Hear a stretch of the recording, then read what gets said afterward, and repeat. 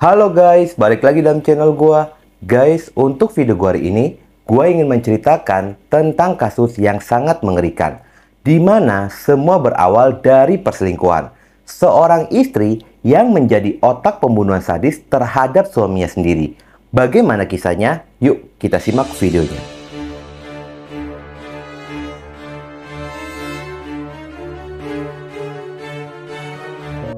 Dusun 1, Desa Sampean, Kecamatan Dolok Sanggul, Kabupaten Humbahas. Terdapat satu keluarga, suami bernama Harlen Sinaga, sementara istrinya bernama Anita Manulang. Selama pernikahan mereka pun telah dikaruniai 4 orang anak. Di dalam lingkungan bertetangga, Harlen dikenal sebagai teladan, bahkan tidak pernah terdengar ada hal buruk mengenainya. Sedangkan di mata keluarga, Harlen merupakan kepala rumah tangga yang sangat baik dan merupakan seorang pria pekerja keras. Meski Harlen merupakan seorang petani, tetapi kebutuhan keluarga terpenuhi dan keempat anaknya mendapatkan pendidikan yang sangat layak. Pada tanggal 28 Agustus 2022, Anita, seorang istri, sedang menunggu suaminya pulang ke rumah. Pada jam 17.00 sore itu, sang suami pun tidak kunjung pulang ke rumah. Hal itu pun membuatnya merasa sangat khawatir, yang membuatnya menyusul suaminya ke ladang. Anita menghubungi Renta Simamora untuk menemaninya mencari suaminya. Lantaran cuaca sudah mulai gelap, Renta pun meminta Lambok Manulang, suaminya, untuk bersama-sama membantu mencari Harlen. Setibanya di sana, mereka pun tidak menemukan Harlen di ladangnya. Lambok memanggil 2 orang warga untuk membantunya mencari Harlen. Meski sudah 5 orang mencarinya, tetapi tetap saja Harlen tidak dapat ditemukan. Anita, sang istri, melihat ada semprotan tanaman beserta dengan obat-obatan tanaman yang biasa digunakan oleh suaminya. Di dekat ladang terdapat kubangan air yang dimana kedalaman kubangan air itu sedalam 1,8 meter. Anita menduga jika suaminya tenggelam di sana. Dengan adanya kecurigaan dari Anita, Lambok pun memberanikan diri untuk menelusuri kubangan air tersebut.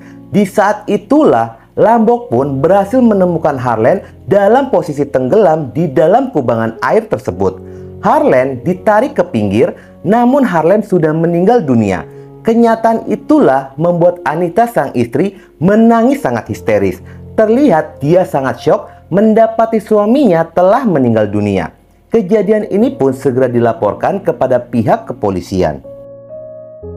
Ketika polisi datang bersama dengan warga lainnya, Anita masih saja dalam posisi meronta-ronta dengan tangisannya. Terkesan dia sangat kehilangan suaminya. Namun ketika pihak kepolisian memeriksa tubuh dari korban, pihak kepolisian merasa ada yang janggal. Lantaran polisi menemukan ada beberapa luka sobek pada bagian tubuh dari korban. Demi memastikan penyebab korban meninggal dunia, apa karena kecelakaan akibat tenggelam atau korban dibunuh, tubuh korban pun segera dievakuasi ke rumah sakit.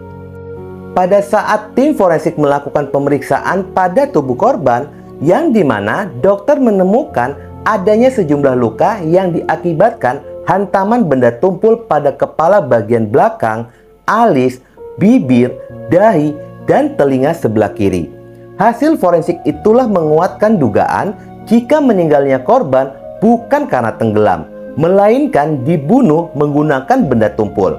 Pihak kepolisian segera melakukan penyelidikan untuk mendalami kasus pembunuhan tersebut. Sementara hasil olah TKP, pihak kepolisian pun menemukan adanya bungkus rokok, korek, dan ponsel yang dimana itu adalah milik korban, dan juga beberapa perkakas yang biasa digunakan untuk berladang. Polisi pun segera menggali informasi dari para saksi yang terkait dengan korban, dan total saksi yang sudah diperiksa oleh pihak kepolisian berjumlah 20 orang. Namun pihak kepolisian pun sempat kesulitan untuk mengungkap kasus ini lantaran kurangnya petunjuk dan saksi pada saat kejadian itu.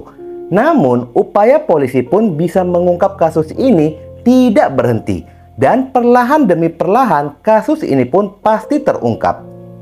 Setelah 13 hari polisi melakukan penyelidikan, akhirnya polisi pun menemukan adanya titik terang. Semua berawal ketika polisi menyita ponsel milik Anita, yang dimana polisi menemukan adanya percakapan Anita dengan seorang pria yang bernama Hinsa Sianturi, yang diduga jika pria itu adalah selingkuhan dari Anita.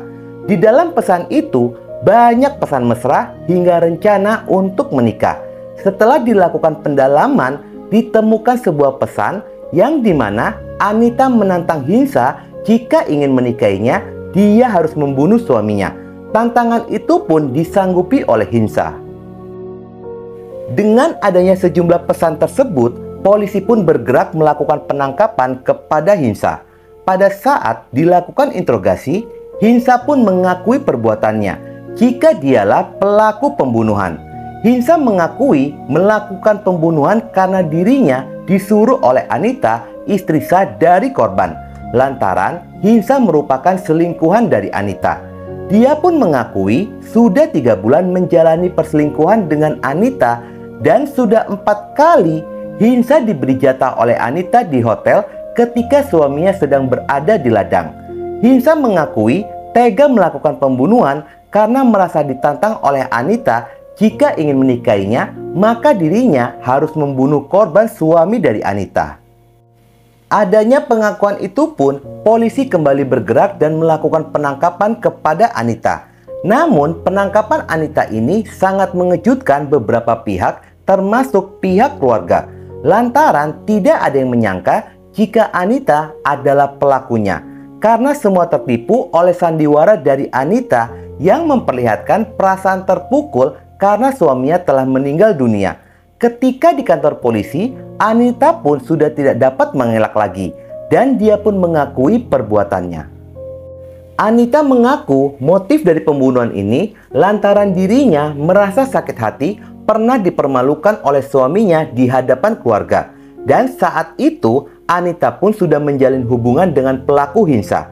Anita pun menjelaskan karena adanya faktor ekonomi. Namun saat dilakukan pengecekan, ternyata semua itu bohong. Kehidupan keluarganya sudah sangat berkecukupan. Bahkan sebelum kejadian, korban baru saja merenovasi rumah keluarganya. Adanya motif kebohongan dari Anita, polisi pun kembali melakukan penekanan hingga muncullah motif sebenarnya jika Anita ingin menikah dengan pelaku Hinsa. Anita pun menceritakan awal perkenalannya dengan Hinsa, yang dimana mereka berkenalan di dalam bis ketika Anita akan pergi ke Pematang Siantar. Ternyata pekerjaan Hinsa merupakan supir bis antar kota. Berawal dari sanalah mulai muncul benih cinta terlarang di antara mereka, hingga 3 bulan lamanya mereka menjalin perselingkuhan. Dari percintaan itu, Hinsa pun mengajak kawin lari kepada Anita. Namun awalnya Anita pun menolak keinginan dari Hinsa. Tetapi sempat terjadi perselisihan keluarga. Sejak itulah Anita pun merencanakan untuk menghabisi nyawa suaminya sendiri. Pada tanggal 26 Agustus 2022, Anita pun menghubungi dan merencanakan pembunuhan bersama dengan Hinsa. Hingga akhirnya diputuskan pada tanggal 28 Agustus 2022. Hinsa akan melakukan pembunuhan. Semua berawal Hinsa yang sudah mengetahui kebiasaan dari korban, yakni berladang, dan lokasi ladangnya pun terbilang sangat jauh dari rumah penduduk lantaran berada di daerah perbukitan. Hinsa datang menemui korban yang sebelumnya sudah menyiapkan kayu di balik bajunya. Setibanya di ladang, Hinsa dan korban sempat bertegur sapa lalu mengobrol di ladang. Korban pun yang sedang sibuk akan menyemprot obat ke tanaman tomat miliknya, dia pun menghentikan obrolan itu dan segera melanjutkan pekerjaannya. Korban yang tengah sibuk menyemprot tanaman dengan posisi membelakangi Hinsa, Hinsa pun melihat momen itu untuk membunuh targetnya. Perlahan demi perlahan, dia pun mengeluarkan kayu dari balik bajunya dan melayangkan kayu yang mengenai kepala bagian belakang dari korban. Korban pun langsung terjatuh. Lalu Hinsa menyeret korban ke kubangan air itu. dengan posisi korban yang sudah tidak sadarkan diri dan posisi tenggelam. Di sanalah pelaku menghabisi nyawa korban dengan 7 kali melayangkan benda tumpul kayu yang membuat korban pun akhirnya kehilangan nyawanya. Setelah dirasa aman, pada jam 15.00 sore harinya, pelaku pun segera pergi lalu menghubungi Anita jika dirinya sudah membunuh suaminya dan dimasukkan ke dalam kolam, lalu meminta uang kepada Anita sebesar Rp400.000. Anita menggunakan motor, mereka bertemu dan Anita pun memberikan uang kepada Hinsa. Setelahnya, Anita pun kembali ke rumah lalu bersandiwara seolah-olah dirinya mencari suaminya, dan Anita menangis histeris yang membuat pihak keluarga dan warga sekitaran tertipu oleh dramanya. Hingga kasus ini pun terungkap, mereka baru menyadari jika mereka semua telah dibohongi oleh Anita. Sejak kasus ini terungkap, keempat anak korban tidak mau mengakui Anita sebagai ibunya, lantaran keempat anaknya sangat kehilangan sosok ayah yang baik dan bertanggung jawab kepada keluarga. Kedua pelaku dijerat dengan pasal pembunuhan berencana, yakni pasal 340 KUHP dengan ancaman vonis mati atau seumur hidup. Miris banget kejadian ini. Di luaran sana, banyak yang berharap menemukan pria yang baik dan bertanggung jawab kepada keluarga, tetapi malahan disia-siakan dan berselingkuh dengan pria yang baru dikenal selama 3 bulan. Indahnya hanya sesaat, tetapi penyesalannya seumur hidup. Semoga kisah ini menjadikan pelajaran agar jangan pernah berselingkuh yang berakibat petaka. Oke guys, sekian dulu video gua hari ini, dan jangan lupa ikuti terus video gua. Oke?